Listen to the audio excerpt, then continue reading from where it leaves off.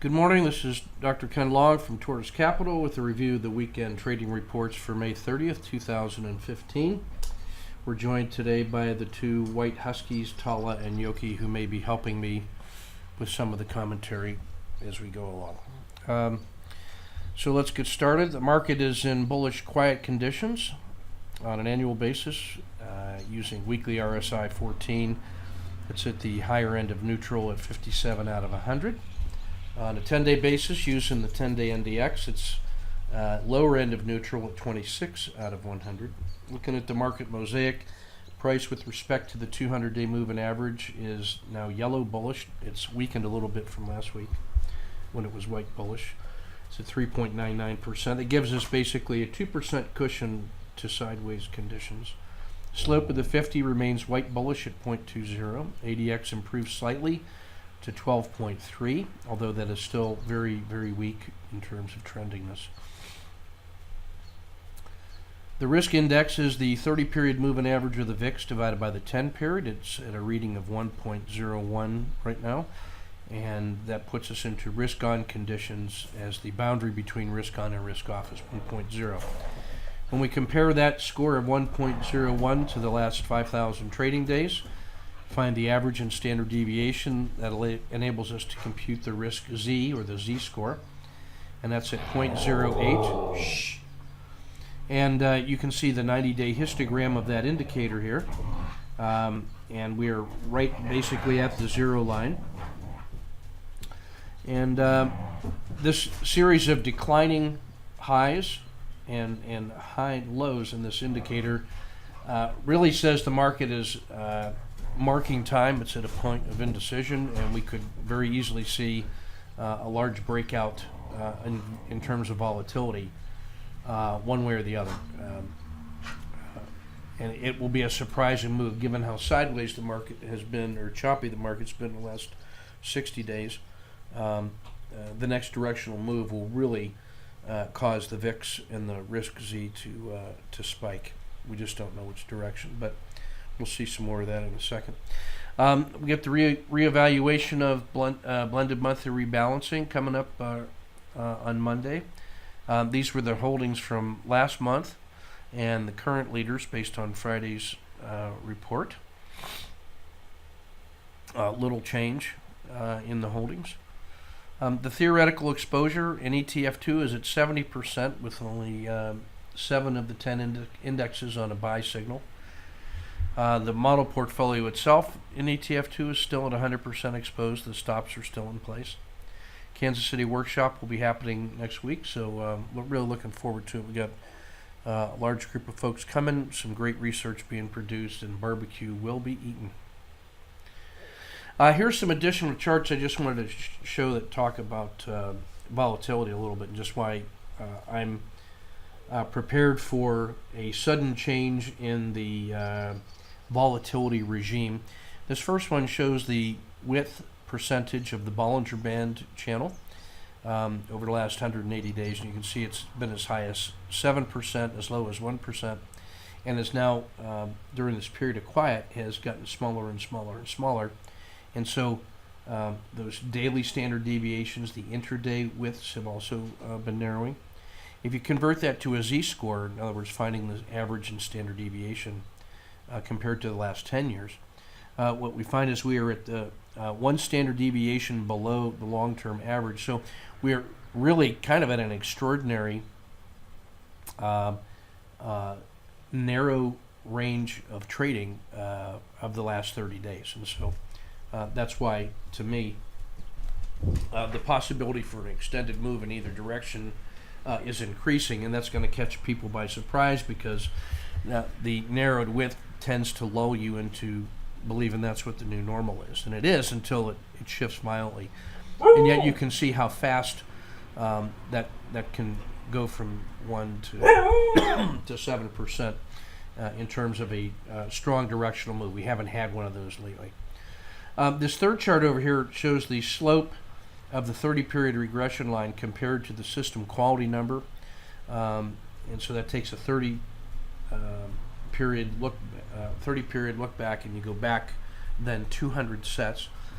And what I just want you to show is that the slope of the 30-period regression line does a good job of smoothing out and tracking the system quality number, which is the average return divided by the standard deviation. So the SQN is a little bit noisier. The slope is smoother, and I want you to see that is the slope of the 30 is actually a pretty good description of the health and then the current trend of how things are working. So that will go up when prices are improving. It goes down sharply when prices roll over. The SQN is a little choppier, a little more sensitive because it also includes the change in the standard deviation daily. So this is why I like using the slope of the 30-period regression line as a proxy for current market health, and why I pay attention to it. So back to the regular reports. A tough week across the board in all the big indexes. You see all the reds on the 1 week. The key leaders are still in the green for 1 month, and we still have Japan and the globals in the lead, followed by technology, small caps, mid caps, and then the large caps in the U.S. In the ETF 13, about half of them are on cash signals. In the ETF 32, also about half are on cash signals. And China's still leading the way here in the ETF 32, but you noticed that last week was a tough one for China. And it's still above its 4-month moving average, which is why it's on a buy. But part of that, of course, is because of the strength of the move that we saw a couple months ago. At the bottom of all of the different portfolios, Latin America, Brazil, and the commodity-based instruments still suffering. ETF Max, again, you'll notice the smackdown in China here, green on the longer terms, but even red and some yellow on the shorter terms. Interesting to me, the strength in biotech here at position 13 remains strong. I would also say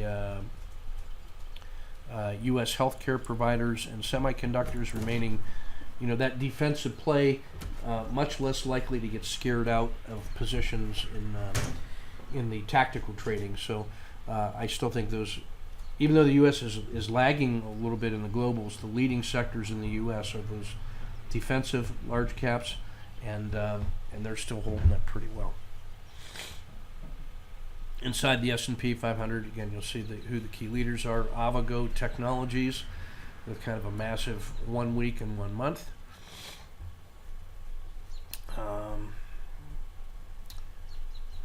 There may be some a value opportunity here in Expedia, which had been greens across the board except for a sharp pullback this week, along with Perigo. Anthem, if you're looking for strength across the board as well. And Eli Lilly in the pharmaceuticals, that may be an interesting play because you get the benefit of the sector plus outperformance across the board. So Lilly looks to be very interesting. This is the health check for the S&P for about the last 90 days. So the vertical blue lines are 10, 20, and 30 days, and the thick lines here showing 30 days and 60 days worth of look back. And you can see just how choppy this market has been over the last 60 days, really the 90 days. We had the end of that last move was back here at the middle of February when it broke out above the previous swing high. So it got this one little burst, and then it's kind of been locked in this channel ever since. But you'll notice that it's still trending gradually upward. The river is sloping up. The dragon is sloping up, is at the edge of the river, but we've had a couple days of pullback here this past week after hitting that recent peak at around 213 and some change. But the width, as we saw in those earlier charts, the width of this of the river here, the width of the Bollinger Bands is really tight compared to the last 10 years. It's as tight as it's been, and so on a percentage basis. So this is an orderly, quiet, bullish market, a grinding bull, and what that tells us is that if we see support levels anywhere in the river holding and then starting to resume, that's an opportunity to get back in on that next leg of the swing. The grinding nature of this, though, and the size of these daily candles, the intraday range is such that it's reasonable to cash portions of your intraday trades when you have them, cash them when you have them. That tendency is what's leading to a lot of this apparent chop, and so this is really a stock picker and sector pickers market. In this case, like the U.S. defensive plays, but also an opportunity to make some bank on these large range days in either direction. We're right on the edge of the yellow zone here, so I have no directional bias one way or the other. I wait to see which way the market's going to go on the daily trade, intraday trade. But I'm willing to hold pieces of that overnight on a day when it's a big white candle. Yeah, sure, I'm willing to hold some of those overnight as a way to get into swing trades with some markets money. This sine wave looking line here is the moving slope of the 30-period regression line. You notice how that's been slowly improving, and it's still on the mend right here with some higher lows. And the market has pulled back in the on the 10-day basis. You can see on Williams percent R. The jaws of PPO have opened slightly to the downside, and so this will be very interesting to see if the Bollinger Band mean can hold. The last two times that it got to the Bollinger Band mean, it held and gave another leg up. In this case, the final support was at the south side of the river. But you can see if it holds here and goes, that's going to be very good, because price will have gotten into the floodplain here and here before it resumed. But this time it held at the mean, it held at the inside the river, held at the mean, held at the mean. So if it holds here and goes, that will contribute to this narrative of a generally upward flowing river, and that would make this a pretty reasonable place to get some entries for that next leg up. If we get another range extension like we have seen in the previous bounces, that would be another 3 to 4%, which would put us up around targets around the 217, 218 area. Failure here takes us down to 209, 208, and then holding. This is an important support level here at 207, which was the last major pullback. If that fails, then we're into sideways channeling, and then these targets here, 205, 4, and 2, are price ladders on the way down. So this is still a grinding market. There's room for a sharp move in either direction because of the quiet nature of the recent volatility, which will tend to cause people to get spooked if they see a failure here, or to get back on board quickly if we get range expansion, especially above 213.5. So I'm cautiously optimistic here. The ETF2 report, 7 of the 10 indexes are on buy signals, which puts the model at 70% invested, 30% cash in terms of asset allocation in general. Market conditions still bull quiet. The globals, the strength in EFA is at 47 compared to 45 in the U.S. Large cap. So right now the globals are favored over the U.S. markets. Inside the U.S., it's the mid caps at 47, small caps at 47, tech at 46, and then the large caps at 45. The two strongest sectors are Japan and EFA, the Euro-Asia blend. Two weakest sectors, Latin America at 32 and Asia less Japan at 43. Inside the U.S. sector spiders, the strength remains in the two defensive plays here, the healthcare and consumer discretionary. In the world market model, everything in the U.S. is above average. Strength in private equity, Japan, China, Hong Kong, much less green here than there was last week. Everything Europe is above average. There's a mixed bag over here in Asia, with real weakness in Vietnam, India, Thailand, Malaysia. Latin America is still suffering. Brazil extremely so. And then strength in the European countries, really localized in Belgium, Netherlands, and Australia. Swiss franc starting to show some strength, and the dollar up, returning to outperformance. ETF top 30, same thing as we saw from the ETF2. China's still in the lead, but weakened somewhat. Leadership here in the S&P. Biotech, solar remains strong. Some measurable weakness would be things that would look like where it was green on consistency or the long term, but then white on strength. That's a sign of recent weakness starting to creep back in. So that would be the EAFE hedged equities, Russia, international hedged equities, Pacific, Netherlands, and Russia. So some tapering off in the energy sector there. On the other hand, what's moving up is the domestic oil service with the white and yellow. So that's recent strength compared to longer term weakness. So that looks to be an interesting area too. Inside the Dow 30, only 4 of the large caps now in the green, with emerging strength going into Goldman Sachs. It's green and white, and at the top of the stack along with JP Morgan. So that tells me with 2 of those 4, and the emerging strength being in the financial sector, XLF looks to be of interest. Home Depot starting to weaken. Interesting move here in Intel with the white and the red, and American Express yellow and red. So I'm looking for financials to continue to be strong. Just a quick look at the ETF equity and volatility and liquidity.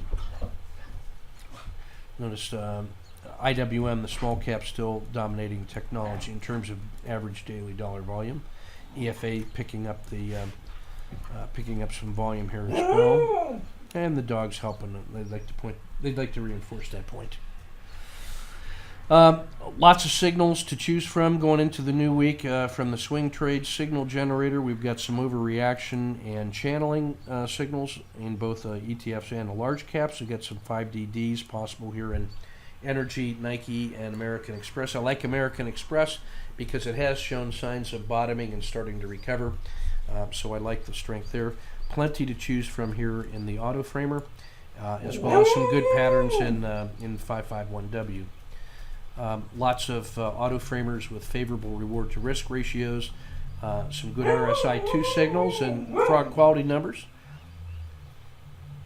In the ETFs, we're seeing the same thing. Lots of channeling and overreactions. There's actually an overreaction short position possible in Treasury. So if we get an equity bump, the bond traders may want to be looking at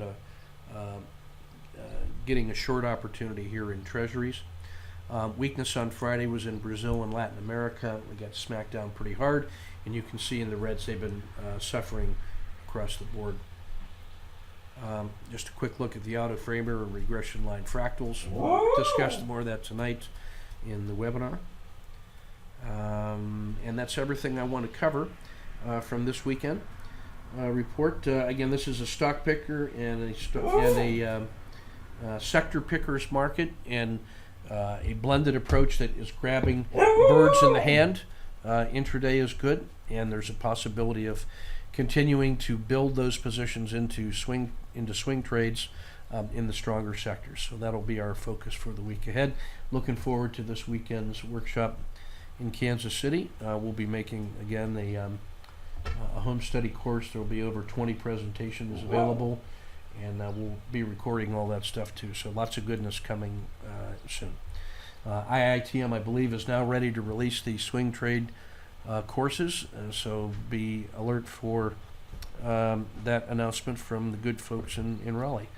Had a great couple days this week with Van and Kala, who were taking that cross-country drive with their Tesla, and they stopped in, and we had a couple great days here in Kansas City, which you can see on Facebook. So take good care, keep your risk measured and your powder dry. This is Ken Long from Tortoise Capital, and we'll see you in the chat room.